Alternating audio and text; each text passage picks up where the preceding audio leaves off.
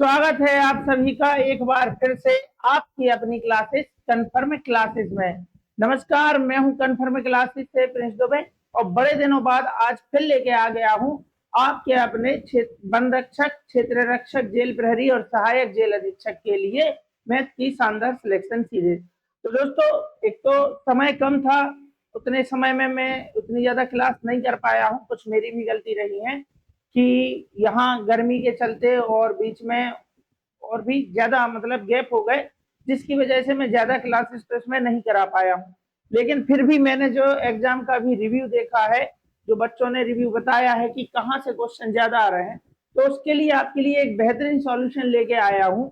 अगर आपके पास टाइम है हफ्ते 10 दिन का, अगर आपके पास अभी भी टाइम है, तो मैं अभी भी आपको 20 में से, अगर वहाँ 20 क्वेश्चन आ रहे हैं मैथ के, तो 20 में से 20 ही क्वेश्चन मैं आपके सही करा सकता हूँ। और ज्यादा नहीं तो लगभग 17-18 इतना तो आप आराम से क्वेश्चन इतने तो 20 में से बना ही ले जाएंगे। उसके लिए आपको करना क्या है कि हमारे चैनल पर जाना है आपको। जैसा कि आप सभी को मालूम है कि आप कन्फर्म क्लासेस में ये सारी क्लासेस देख रहे हैं, तो ये मैंने एपटेक पैटर्न पर आधारित जो अभी हाल फिलहाल में क्वेश्चन आए थे, जो भी वैकेंसी आई थी, चाहे वो एमपी कांस्टेबल की हो, एक्साइज कांस्टेबल की हो, तो उसके क्वेश्चन मैंने इसमें ऐड किए थे। लेकिन जो मैंने एनालिसिस किया है, जिस टाइप के क्वेश्चन वहां देखने को मिल रहे हैं, वो आपकी कांस्टेबल लेवल के जो क्वेश्चन है, तो चाहे वो एसएससी जीडी कांस्टेबल में आए हुए क्वेश्चन हो, एमटीएस के क्वेश्चन हो, क्योंकि देखो मैथ्स तो मैथ है, तो उसका लेवल जो 10th लेवल के एग्जाम होते हैं उसमें लगभग वही होता है। तो उसी टाइप के क्वेश्चन देखने को मिल रहे हैं, जिस टाइप के क्वेश्चन मैं पहले ही पढ़ा चुका हूँ। यानी कि मैं बात करने जा रहा हूँ, मैंने जो एसएससी जीडी कांस्टेबल के लिए, तो आपको भर्ती का नाम देख के मैथ थोड़ी पढ़नी है। मैथ मैथ है, चाहे मतलब जैसा रेशियो मैंने वहां पढ़ाया होगा वैसा मैं फिर यहाँ पढ़ाऊंगा। वही लाभ हानि, वही साधारण ब्याज, चक्रवृद्धि ब्याज, वही percentage, average, mixture and allegation, सारी चीजें वही हैं। तो मैंने इन क्लासेस में जो लगभग मैंने इसमें 60 क्लासेस, यहाँ आप प्ले लिस्ट में देख पा रहे होंगे कि ये एसएससी जीडी कांस्टेबल की जो मैंने प्ले लिस्ट बनाई थी, हर क्लास में मैंने 12 क्वेश्चन डिस्कस किए हैं और बेहतरीन लेवल के क्वेश्चन। अगर आप इनमें से 60 क्लास में से आधी क्लास भी देख लेते हैं, लगभग 30-40 क्लास भी कवर कर लेते हैं, तो मैं दावे के साथ कह सकता हूं कि आप 20 में से 20 क्वेश्चन वहां सही करके आएंगे। इसमें मैंने एडवांस के क्वेश्चन को भी कवर किया है, अर्थमेटिक के क्वेश्चन को भी कवर किया है। कुछ बच्चों ने रिव्यू भी दिया है कि किसी किसी शिफ्ट में एडवांस के क्वेश्चन थे ही नहीं, या कहें तो एक दो थे, वो भी मेंसुरेशन के थे, तो मेंसुरेशन के भी क्वेश्चन मैंने इसमें कवर किए हैं और सरलीकरण के क्वेश्चन भी कवर किए हैं। तो काफी बढ़िया क्वेश्चन। और भी अगर रिव्यू में मुझे कुछ मिलता है तो मैं उस पर बेस्ड क्वेश्चन लेके आऊंगा आपके लिए। लेकिन अगर आप समय रहते इन क्लासों को निपटा देते हैं, जितने क्वेश्चन आपसे आते हैं बहुत अच्छी बात है, सारे क्वेश्चन किसी न किसी एग्जाम में आए हुए हैं, और सारे 10th लेवल के जो एग्जाम होते हैं, यानी कांस्टेबल लेवल के जो एग्जाम होते हैं, उसी टाइप के एग्जामों को मैंने कवर किया है और उसके इसमें सारे क्वेश्चन ऐड किए हैं। तो अगर आप इसमें से 30 से 40 क्लास कवर कर लेते हैं कम से कम, तो मैं दावे के साथ कह सकता हूं कि आप मैथ में बेहतरीन स्कोर करने वाले हैं। तो अभी तो मैंने एक प्ले लिस्ट वन रक्षक के लिए बनाई थी, तो वो उसमें मैं प्रयास कर रहा हूँ, लेकिन उसमें मैं ज्यादा क्लास नहीं ला पाया हूँ, उसके लिए मैं क्षमा प्रार्थी हूँ। लेकिन यहाँ पे गर्मी बहुत ज्यादा होती है और उसके चलते यहाँ पे काम करना थोड़ा सा पॉसिबल नहीं हो पा रहा था। इस वजह से एक दो बार तो मेरी तबीयत ही बिगड़ गई यहाँ पे क्लास बनाते बनाते, तो इस वजह से फिर मैं नहीं कर पाया वो उसको कंटिन्यू। लेकिन फिर भी अपने पास बेहतरीन लेवल का कंटेंट है, अगर आप इसे देखें तो आपके लिए बहुत ज्यादा बेहतर रहेगा, एक भी क्वेश्चन बाहर नहीं जाएगा, ये मैं आपको दावे के साथ कह सकता हूँ। ठीक है ना, तो आप चाहें तो इसे देख सकते हैं 30 से 40 क्लास। बाकी अगर किसी चैप्टर में किसी कॉन्सेप्ट पे आपको डाउट रह जाता है तो प्लीज कमेंट करिए, मैं उसके लिए जरूर क्लास आपके बीच लेके आऊंगा। तो चलिए फिर देखते हैं कि आज की क्लास में हमने कौन से क्वेश्चन ऐड किए हैं। ठीक, चलिए, ये रहा हमारा आज का पहला क्वेश्चन। 8 वर्ष पहले मोहन की आयु, अभी बच्चों ने रिव्यू में बताया कि आयु से क्वेश्चन ज्यादा देखने को मिल रहे हैं, आयु औसत से, यहाँ से। तो ये सारे कॉन्सेप्ट और अच्छे लेवल पे मैंने कॉन्सेप्ट को उसमें सिखाया है और अच्छे लेवल के क्वेश्चन लिए हैं। तो प्लीज एक बार देख लें अगर आप 30 से 40 क्लास, तो आपका पेपर में मैथ का स्कोर बेहतरीन होने वाला है। ठीक, 8 वर्ष पहले मोहन की आयु अपने पुत्र की आयु की 3 गुनी थी। कब 8 वर्ष पहले? तो कब से 8 वर्ष पहले, ये बात कब की हो रही है? तो यहाँ देखो, यहाँ मोहन है और उसका पुत्र है, मोहन और उसका पुत्र। तो उसने कहा है 8 वर्ष पहले, इस बात को पकड़ो, 8 वर्ष पहले। तो कहां से 8 वर्ष पहले? जब भी पहले और बाद बोले आपको ठीक बीचों बीच लिखना है वर्तमान, क्योंकि कहां से पहले और कहां से बाद ये गणना होती है वर्तमान से। तो यहां से 8 वर्ष पहले की बात कर रहा है, इसलिए मैंने देखो इसको मैं पीछे लेके गया हूँ कि 8 वर्ष पहले मोहन की आयु अपने पुत्र की आयु की 3 गुनी थी। अगर उसका पुत्र 1 वर्ष का था तो मोहन की आयु थी 3, ये इनकी आयु का अनुपात बन गया। अब मोहन की आयु, तो कब? अब मतलब वर्तमान की बात कर रहा है। अब मोहन की आयु जो है वो क्या हो गई है? अपने पुत्र की आयु से दुगनी हो गई है, यानी यहां से 1 से क्या हो गया है? 2 हो गया है, 1 से दुगना हो गया है। ठीक है ना? मोहन और उसके पुत्र की वर्तमान आयु का योग कितना है?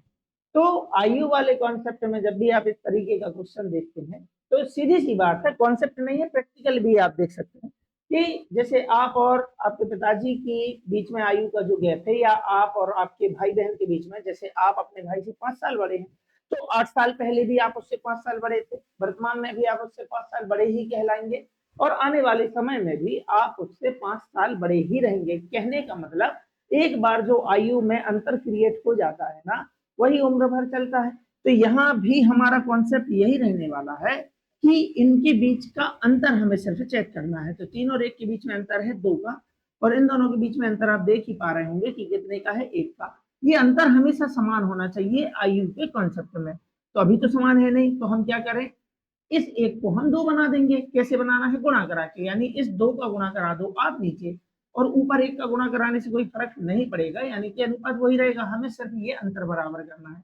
तो हम इसमें गुणा कराएंगे, ये अनुपात काट देते हैं, 2 दूनी 4, 2 दूनी 4 और 2 एकम 2।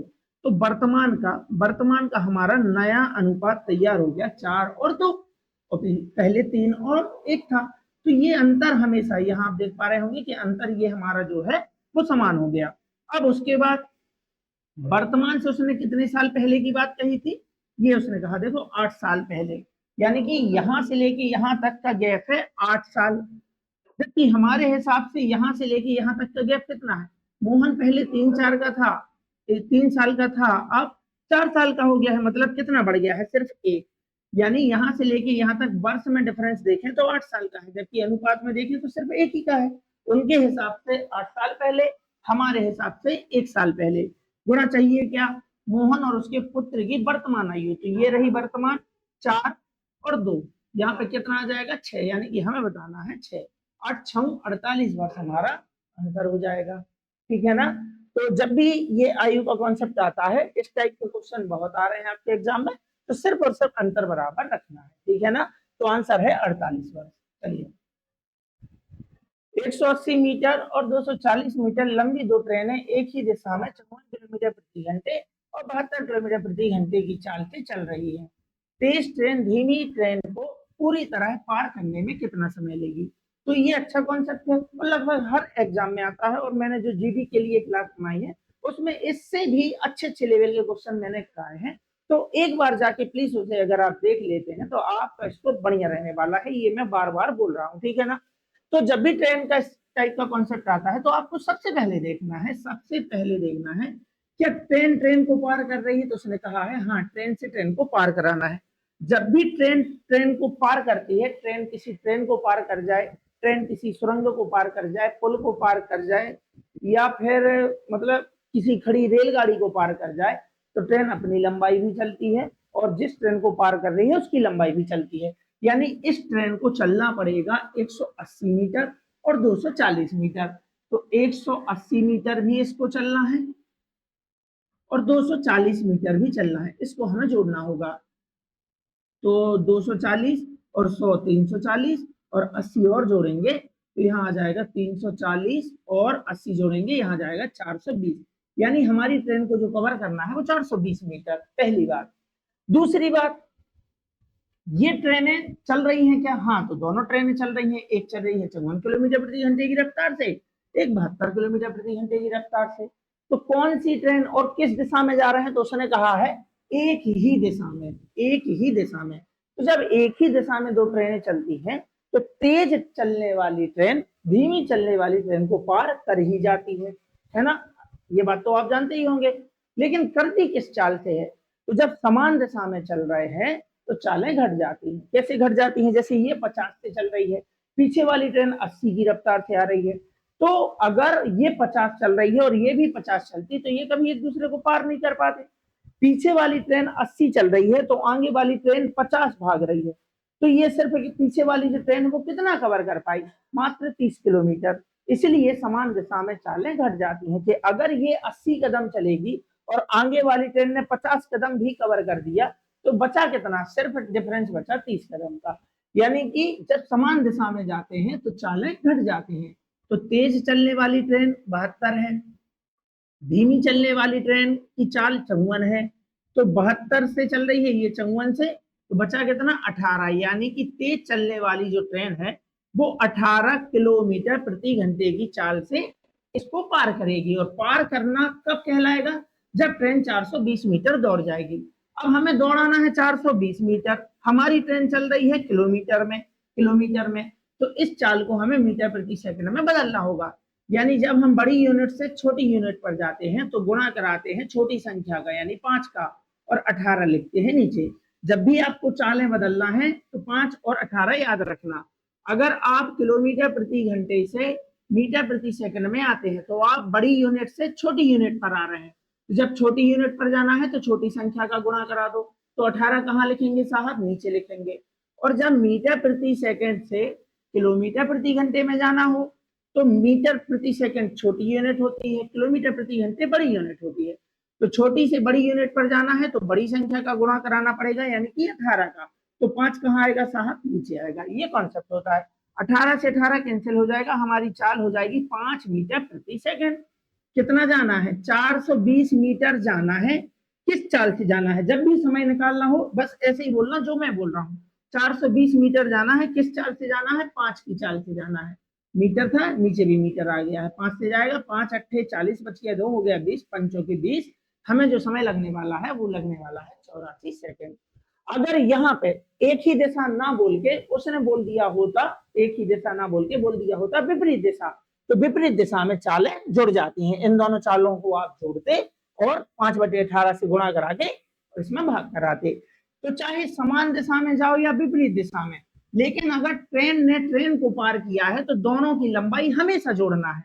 तो लंबाई में कोई कॉन्सेप्ट नहीं, लंबाई हमेशा जुड़ती ही है चाहे आप किसी भी दिशा में जाओ। लेकिन इसका फर्क चाल पे पड़ता है, समान दिशा में जाते हैं तो चालें घटती हैं, विपरीत दिशा में जाते हैं तो चालें जुड़ जाती हैं। समान दिशा में चालें घटती हैं, विपरीत दिशा में चालें जुड़ जाती हैं। ठीक है ना। चलिए, डेटा सेट 2 4 4 4 5 5 7 9 का मानक विचलन चाहिए, स्टैंडर्ड डेविएशन हमसे पूछा है। एमपी एक्साइज कांस्टेबल अभी हाल फिलहाल में पूछा है, यानी आपका क्वेश्चन। तो जो लेटेस्ट क्वेश्चन है वो मैंने देख लिए और आपको बता भी दिए, और बाकी जिस टाइप का पेपर आ रहा है वो हमारा जो है पिछले पैटर्न पर आ रहा है। और वैसे भी गणित का मैं आपको कहूँ कि गणित कोई भी अगर बनाता है, अगर वो साधारण व्यास से क्वेश्चन पूछेगा तो साधारण व्यास का कोई ना कोई कॉन्सेप्ट तो उसमें इस्तेमाल होगा ही। अगर लाभ हानि उसको पूछना है, चाहे कोई भी संस्था बनाए, तो लाभ हानि अगर उसको पूछना है तो पूछेगा तो कॉन्सेप्ट से ही ना, कॉन्सेप्ट ही दोहराए जाते हैं। तो उन कॉन्सेप्ट पे मैं काम ऑलरेडी कर चुका हूँ, तो अभी समय कम है और आप चाहें तो वो सारी क्लासें देख सकते हैं। 30 से 40 क्लास देखना है, स्टैंडर्ड डेविएशन निकालना है। तो जब भी मानक विचलन पूछे 2-3 स्टेप का काम है, बड़े आराम से समझ लो। जो भी डेटा यहाँ पे दिया है उसका आपको निकालना है औसत। औसत को निकालना आपको आता ही है, सबको जोड़ना है। 5 और 5 10 हो गया, 4 4 8 और 2 10 हो गया, 10 और 10 कितना हो गया 20, 5 और 5 10, 4 4 8 और 2 10, 10 10 20, 4 24, 7 जोड़ेंगे 21, 21 में 9 जोड़ेंगे हो गया 40। सभी संख्याओं का योगफल 40 हो गया। और ये कितनी संख्याएं हैं, 8 संख्याएं। 8 से करा दो भाग, 8 पंचे 40। ये हमारा माध्य आ गया। माध्य सबसे पहले निकालते हैं, माध्य, माध्य को ही बोलते हैं औसत। ठीक, अब ये जो 5 आया है उससे इन सभी की हमें तुलना करनी है, इनका विचलन पता करना है। यानी कि जैसे 5 से तुलना करेंगे, 5 से 2 कम है कि ज्यादा है, तो आप कहेंगे 5 से 2 कम है। कितना कम है? 3 कम है, लिख दो ऋण 3। 5 से 4 कितना कम है? ऋण 1, ऋण 1, ऋण 1। 5 से 5 ना कम है ना ज्यादा, 0 0, सिर्फ डिफरेंस लिखना है। कम लिखना है, कम है तो ऋण 1 लिख दो, ज्यादा है तो धन 2 लिख दो। वैसे ऋण धन अभी नहीं लगाएंगे तब भी फर्क नहीं पड़ेगा, क्योंकि हमें इनका वर्ग करना है, ठीक है ना। तो सिर्फ आप चाहें तो इसका अंतर लिख लें। 5 से 2 का अंतर 3 है, 5 से 4 का अंतर 1 है, इसका 1 है। इस तरीके से आप लिख सकते हैं। 0 हो गया। 5 से 7 ज्यादा है, कितना ज्यादा है? धन 2 ज्यादा है। यहाँ पे 5 से 9 ज्यादा है, कितना ज्यादा है? 4 ज्यादा है। और ये जितने भी आंकड़े आपको दिख रहे हैं इन सभी का करना है हमें वर्ग, इन सभी का करना है वर्ग, ठीक है ना। तो 3 का वर्ग होता है 9, चाहे ऋण की संख्या हो चाहे धन की हो। ऋण 3 का वर्ग करेंगे तब भी 9 आएगा, धन 3 का वर्ग करेंगे तब भी 9 आएगा। इसलिए यहाँ ऋण लगाओ या ना लगाओ कोई फर्क नहीं पड़ेगा। 1 का वर्ग करेंगे 1 आएगा, 1 आएगा, 1 आएगा, 0 का 0 ही आएगा, आप सभी जानते हैं। 2 का वर्ग हो जाएगा 4 और 4 का वर्ग हो जाएगा 16। 9 और 1 10, 11 12, 4 16, 16 हो गया 32। यानी कि जो आपने वर्ग किया है, जो आपने इन डाटा का, इसका विचलन का जो आपने वर्ग किया है, उन सभी को आपस में आपको जोड़ लेना है। जोड़ लिया, कितना आया? 32। इसका फिर से माध्य निकाल देना है, 32 का फिर से माध्य निकाल देना है। तो ये कितने आंकड़े हैं? ये 8 आंकड़े थे, 8 से भाग करा दो, 8 चौके 32। तो ये कहलाता है विचलन, ये कहलाता है विचलन, या इसको बोल सकते हो प्रसरण, ठीक है ना। ये हमने विचलन पता कर लिया, लेकिन हमसे पूछा है मानक विचलन। तो विचलन जो आया है, जैसे 4, इसका वर्गमूल कर दो। 4 का वर्गमूल क्या होता है? 4 किसका वर्ग है? 2 का। तो इसका वर्गमूल कर देने से बन जाता है मानक विचलन, यानी ऑप्शन नंबर ए हमारा आंसर हो जाएगा। स्टेप समझे आप? जो भी डाटा दिया है उसका पहले आपको माध्य निकाल लेना है, औसत। फिर माध्य से आपको तुलना करनी है, कितना कम और कितना ज्यादा। जो आंकड़े आते हैं उसका करना है वर्ग, वर्ग कर लिया। फिर उनका आपस में औसत निकालना है, जैसे हमने पहले स्टेप में निकाला था। तो 9 1 10 इनका औसत निकालना है, तो सबको जोड़ के जितने आंकड़े हैं उससे कराना पड़ेगा भाग। भाग कराया, यहाँ पे आ गया 4। ये जो 4 है इसको आप बोलेंगे विचलन या प्रसरण, ठीक है ना। लेकिन हमसे पूछा है मानक विचलन, तो जब मानक विचलन पूछता है तो इसका हम कर देते हैं वर्गमूल। तो 4 का वर्गमूल होता है 2, यानी कि प्रसरण का वर्गमूल करने से बन जाता है मानक विचलन, या विचलन का वर्गमूल करने से बन जाता है, क्या बन जाता है? ये अपना मानक विचलन, ऑप्शन नंबर ए, ठीक है ना। इस स्टेप को सीख लो, इस टाइप के क्वेश्चन भी आपके एग्जाम में आ सकते हैं। चलिए, तो बहुत ही आसान सा क्वेश्चन है। यदि 2 की पावर x 16 है तो x का मान क्या होगा? यानी 2 पे हम कितने की घात लगा दें कि आंसर 16 आ जाए। तो बहुत से बच्चों को पता है 2 की पावर 2, यानी कि 2 को जब हम 4 बार लिखेंगे, 2 गुणा 2 गुणा 2 गुणा 2, 2 दूनी 4, 4 दूनी 8, 8 दूनी देखो 16 आया ना। तो 2 का गुणा हमने कितनी बार कराया है? 4 बार, यानी इसी बात को हम लिखेंगे 2 की पावर 4 बराबर क्या होता है? 16।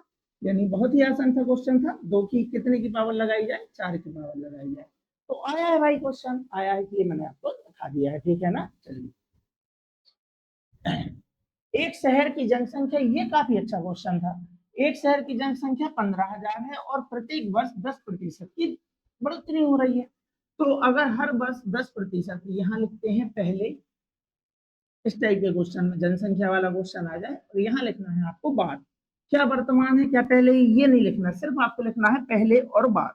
और उसने बोला है 10%, तो इस 10% का मतलब आपको पता ही है, भिन्न में होता है 1/10। बढ़ रही है मतलब पहले अगर 10 थी अब 1 बढ़ के हो गई है 11। पहले अगर 10 थी अब 1 बढ़ के हो गई है 11।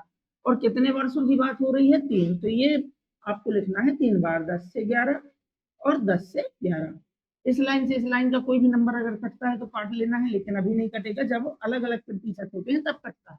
और सीधा सीधा करा देना है गुणा, क्योंकि ये एक क्रमागत वृद्धि है। क्रमागत वृद्धि का सवाल आप इस टाइप से कर सकते हैं।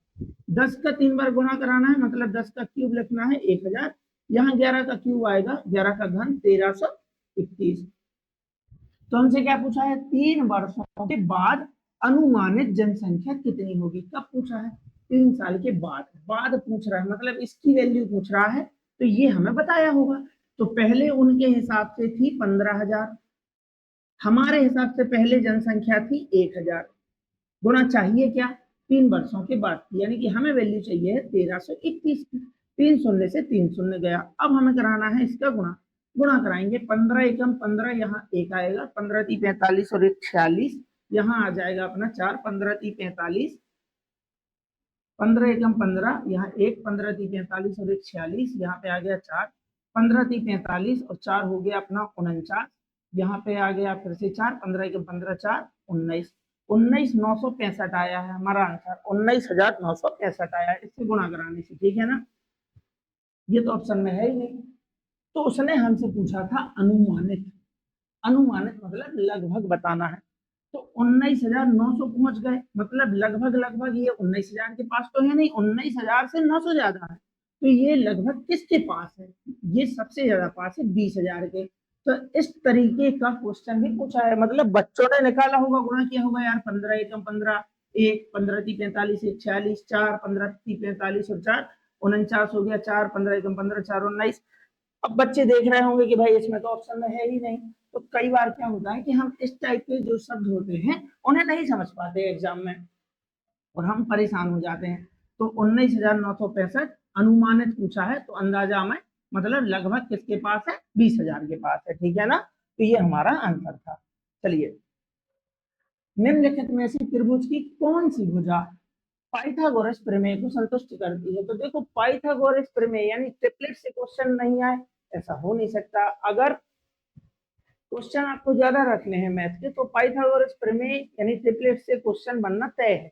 अब चाहे वो इस तरीके से आ जाए कि ये वृत्त है, ये इसकी जीवा है, केंद्र से यहाँ तक की दूरी आपसे त्रिज्या पूछ ले और बोल दे कि ये 5 है और ये त्रिज्या हो गई 13 है, इस जीवा की लंबाई बताइए, तो हम कहेंगे 5 13।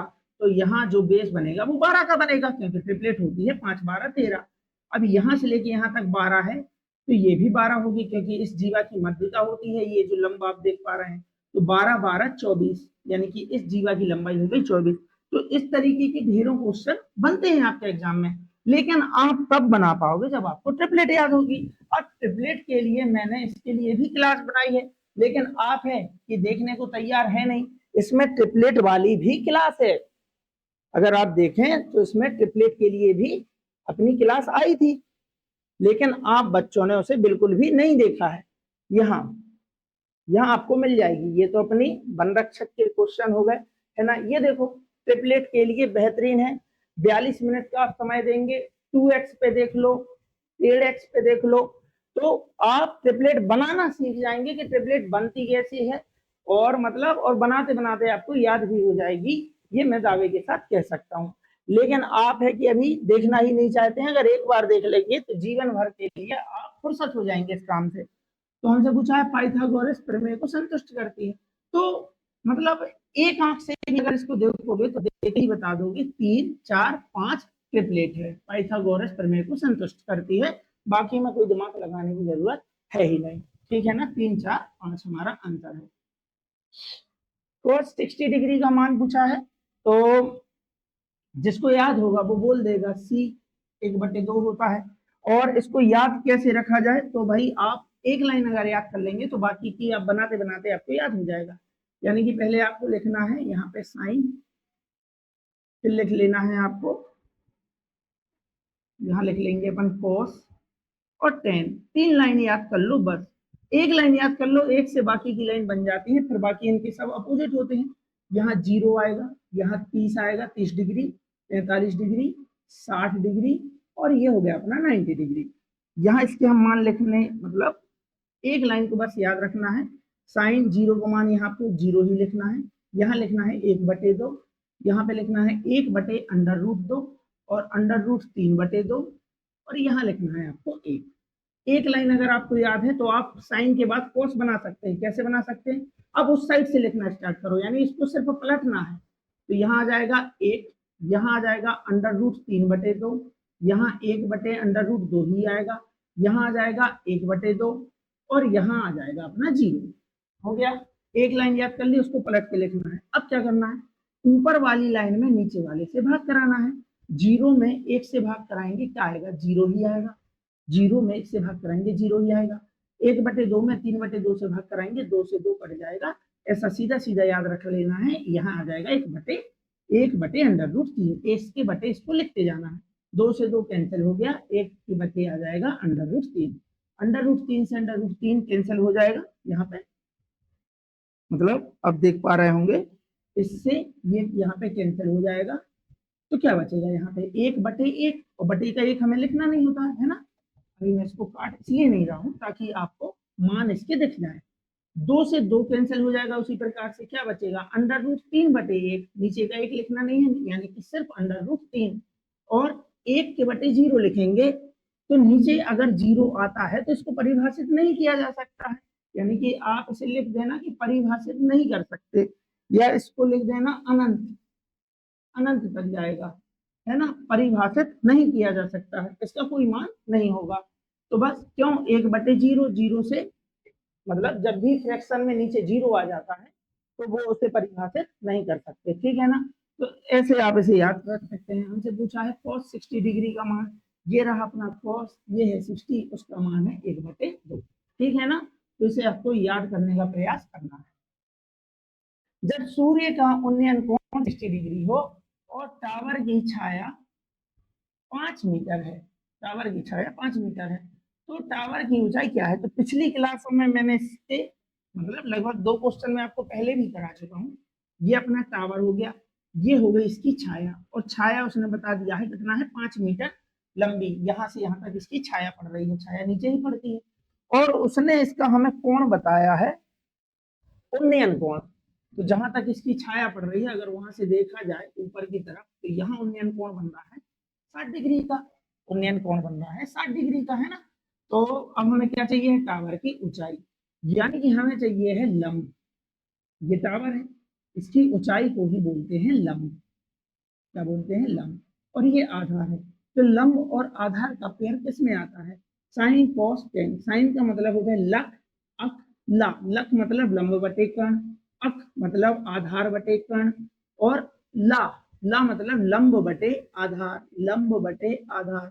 और ये लंब बटे आधार आता है टेन थीटा में। टेन थीटा मतलब, थीटा का मतलब होता है कोण से, कितने डिग्री का कोण बन रहा है, तो टेन 60 डिग्री, और बराबर लंब। अब लंब हमें दिया नहीं, यही लंब तो हमसे पूछा है। लंब मतलब टावर की ऊंचाई, यही टावर की ऊंचाई है, और आधार पे लिखा है 5। तो टेन 60 डिग्री का मान हमने अभी बनाया है। देखो ये है 10, ये है 60। टेन 60 का मान होता है, क्या होता है, √3। यानी कि यहाँ आपको लिखना है √3 बराबर आ गया अपना लंब बटे 5। अब इस 5 को जब ऊपर लाओगे तो इस 5 का गुणा होगा इसमें कि नहीं होगा, यानी कि ये 5 आ जाएगा अपना इधर। तो हमारा आंसर हो जाएगा 5√3, जो कि ऑप्शन में दिख नहीं रहा है। यानी कि उसका कहना है कि इसको आप सॉल्व करो, 5 गुणा √3, यानी 5 गुणा √3। तो √3 का मान पता होना चाहिए, 1.732 होता है, याद रख लो। अब बस कराना है गुणा, 5 दूनी 10 हो गया, यहाँ 1 आएगा, 5 के 15 16, 1 5 7 33 और 1 36, यहाँ 3 5 1 5 और 3 8, 3 अंक बाद दशमलव था लगा दो, तो 8.66 हमारा आंसर हो जाएगा, ऑप्शन नंबर डी। तो इस तरीके के क्वेश्चन एक्साइज कांस्टेबल में पूछे हैं, यानी आपके आबकारी में, एपटेक ने पूछे हैं। तो जो लेटेस्ट क्वेश्चन है वो भी आप देख रहे हैं। बाकी जिस तरीके का पेपर अभी आ रहा है उस तरीके के क्वेश्चन सीखने के लिए आपको उस प्ले लिस्ट का सहारा लेना होगा जो मैं अभी आपको बता चुका हूँ। चलिए,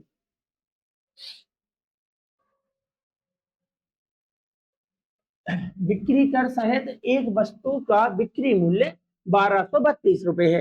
बिक्री कर की दर 12% है। दुकानदार ने 10% का लाभ कमाया है।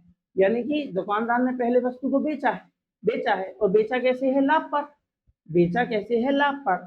और फिर जितने रुपए में बेचा है उस पर टैक्स भी लगा है, बिक्री कर। उसने बोला बिक्री कर मतलब विक्रय मूल्य पर लगने वाला टैक्स बिक्री कर है, ठीक है ना। तो 10%, 10% के लाभ पर अगर वो बेच रहा है, मतलब वो 10 की वस्तु बेच रहा है 11 पे, यानी कि 10 का मतलब होता है, 10% का मतलब होता है 1/10। 10 की वस्तु बेच रहा है 11 में, ठीक है ना। अब उसने किया क्या है, तो यहां समझो कि पहले उसने जैसे मान के चलो 100 की वस्तु है, उसे 10% के लाभ पर बेच दिया, तो कितने में बेच दिया? 110 में। अब 110 पे भी उसने 12% का टैक्स लगाया है, तो ये एक प्रकार से क्रमागत वृद्धि हुई कि नहीं? और उसने जो वस्तु को बेचा है 1232 रुपए में बेचा है, यानी इस 1232 में लाभ भी शामिल है, और लाभ के ऊपर जो टैक्स लगा है 12% वो भी शामिल है। तो एक प्रकार से ये एक क्रमागत वृद्धि हुई। और क्रमागत वृद्धि का अभी हमने सवाल किया है, 10% मतलब पहले वस्तु 10 से क्या हुई है? 11। जब भी क्रमागत वृद्धि का कोई सवाल बनता है तो इस तरीके से करना है। इस 12% का मतलब होता है 3/25, यानी कि 25 की वस्तु को 3 के लाभ पे बेचा है, कितने में बेचा है? 28 में बेचा है ना? 25 की वस्तु 3 के लाभ में नहीं, सॉरी, 25 की वस्तु पर 3 रुपए टैक्स लगा के बेचा है, यानी कि 28 में। तो ये यहाँ पे क्रय मूल्य से विक्रय मूल्य हमने बना लिया। कटता है आपस में तो हमें इसे काट देना है, यानी कि 2 से जाएगा अपना ये 5 बार, 2 से चला जाएगा ये 14 बार, और गुणा कराएंगे 25 पंचे हो जाएगा 125। तो यहाँ पे आ जाएगा वस्तु का क्रय मूल्य, और उसके बाद यहाँ पे आ जाएगा अपना विक्रय मूल्य।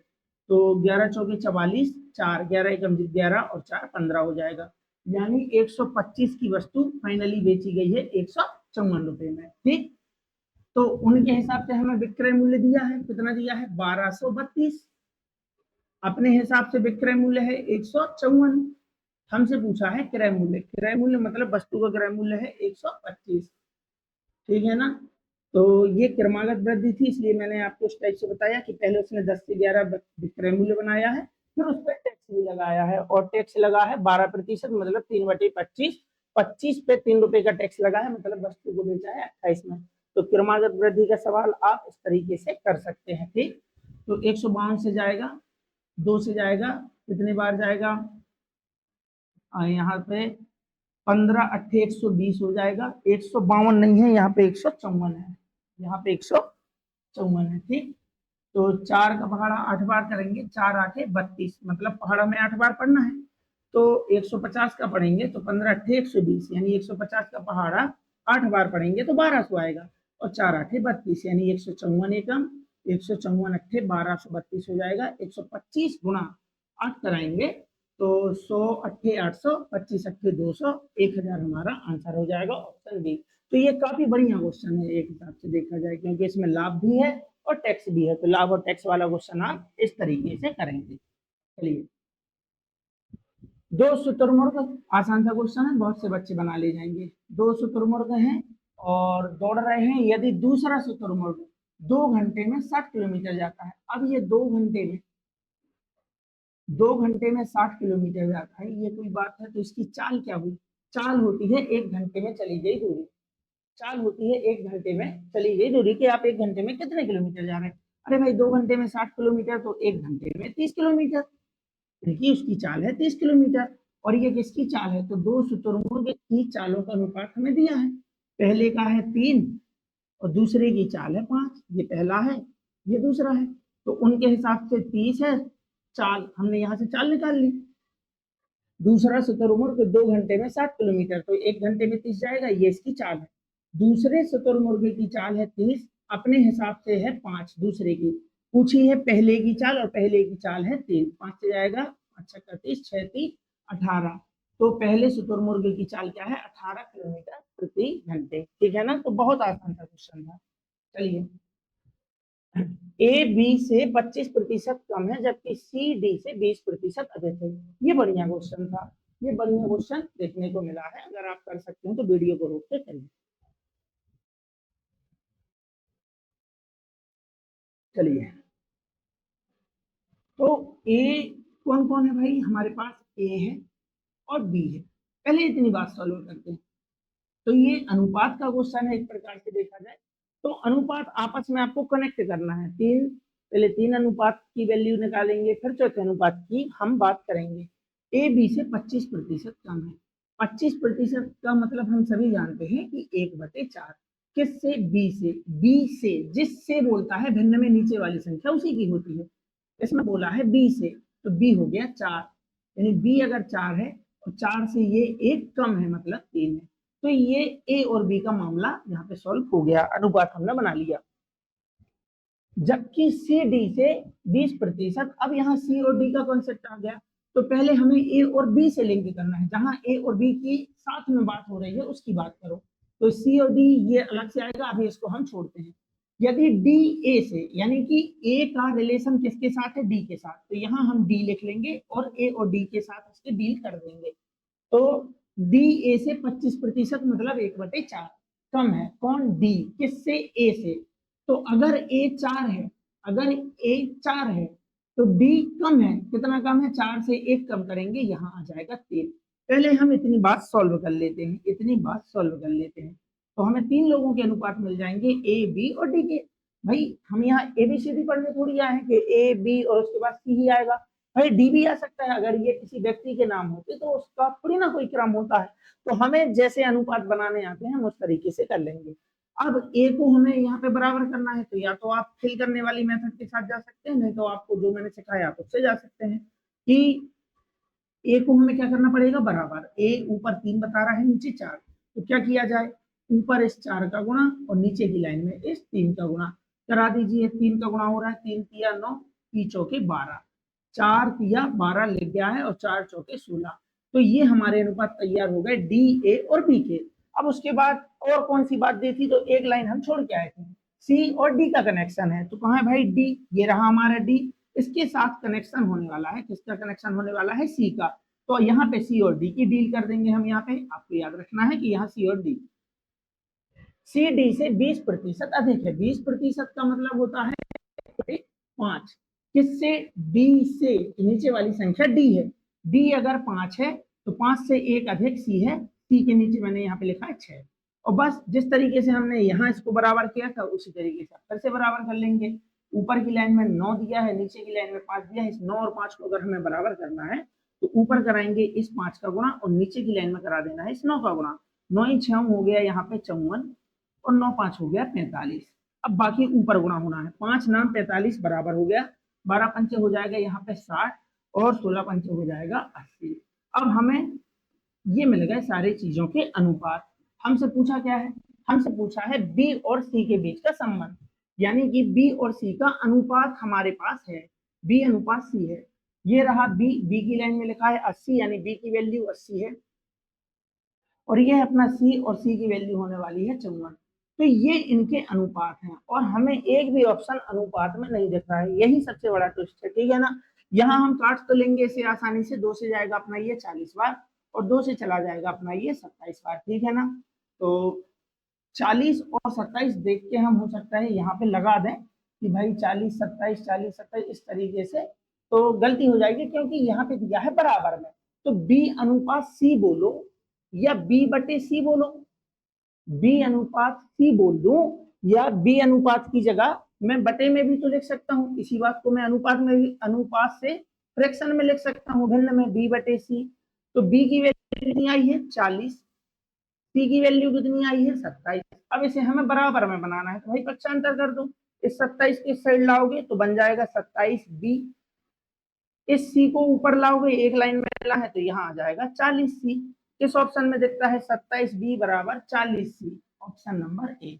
तो ये इसका आंसर हो जाएगा। तो पहले हमने अनुपात बनाए, तो बाद में इसको पक्षांतर करके इस तरीके से बना लिया, तो इसमें बराबर लिखा है।